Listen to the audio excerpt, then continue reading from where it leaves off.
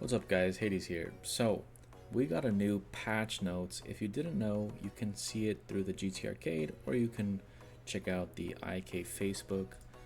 Either way, it's right here. It's pretty unique. There's a lot of new stuff, but it's also pretty small. So we're gonna go through it pretty quick, be in and out of here in a few minutes of your time. So the big one is number 1 and 2.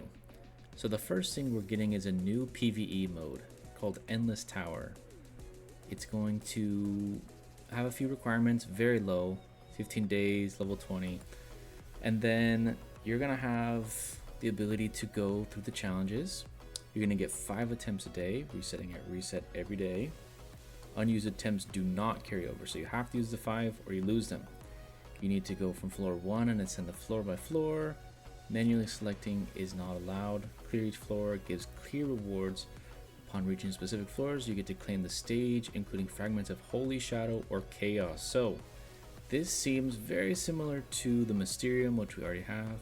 However, things that are tedious or, daily that aren't so fun, we'll see what it looks like. If they have the good enough rewards, everyone's going to do them. And I'll recommend people to do them, especially if the Holy Shadow and Chaos Immortal rewards are high or even just neutral. If they're any good at all, it's going to be amazing, and I'll make a whole video about this one once it is available. The next one, this might be the biggest part of the patch, is the new Inter-Alliance Spar feature. Now, it's a little strange, so I'll go through some of the details. The Spar toggle is in the Alliance setting, and it's enabled by default once the unlock requirement is met. If you don't want to receive Spar invitations, you can manually disable this feature. So if you don't want to be a part, you're going to have to disable it on your own, and that's just going to come out, and you're going to have to disable it, or you're going to be able to be sparred against, right? You can initiate a Spar, and once it's enabled, all members can attack on the world map, and the world map only, not in other events. Gains and losses when it comes to troops and honor are going to be the same, but you're not going to lose your resources. So all it is you get to fight and spar with your team as practice or as testing, but you don't lose your resources. Okay, you can make a whole game out of it. You can do a 5v5, you can do a 10v10, a 15 versus 15. Have fun, experience it. Just keep in mind, you do lose prosperity, you do lose your troops, but you don't lose resources. So I see a lot of potential fun interactions with this with your server to practice. I think this is a great way to get practice in without it being detrimental and having all the big guys take all the resources, right? Next, some smaller ones but possibly some impactful ones is roulette. Theo's roulette's getting a change. The wheel's getting a Holy Shadow selectable reward as just the crystals, right? Now the problem is it has to be better than what Rune Factory already provides, because if it doesn't, then I don't know why you would spin it if you could just get holy crystals here, right? It makes no sense if it's not better than this. So we'll see what happens, and I'll update you when that does come around. New Rune Factory items. There's gonna be new rare fragments. So we're already here. They have Wukong, Loki, Poseidon, Athena, Fufei, Ninetales, and Anubis. My guess is Apollo and Ares will be available, or maybe just one of them, but we'll see.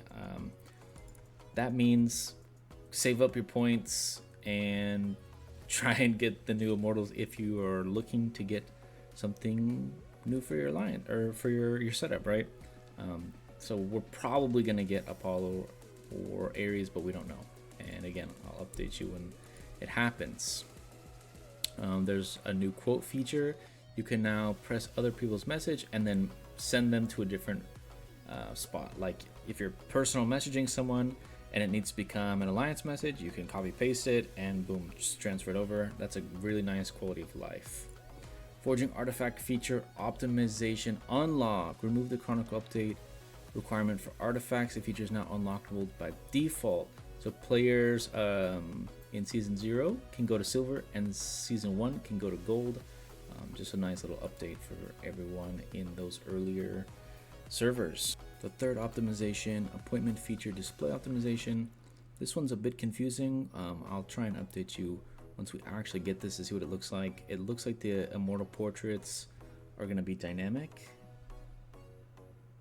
or they're going from dynamic to static, probably for some lag issues. And then the final one is insignias are going to be color displayed based on their quality, because chaos give more power than the non-chaos, and you know, the green insignias aren't as valuable as chaos, and so we'll get some details on their differentiation based on their color, right? So yeah, pretty simple patch, but there's gonna be some really important things that we're gonna want to do, specifically those holy chaos shadow immortals and the new Spar feature. I'm really excited for those. If you guys are excited for those and like keeping you up to date on the newest stuff in IK, make sure to leave a like and subscribe, and I'll catch you guys in the next one.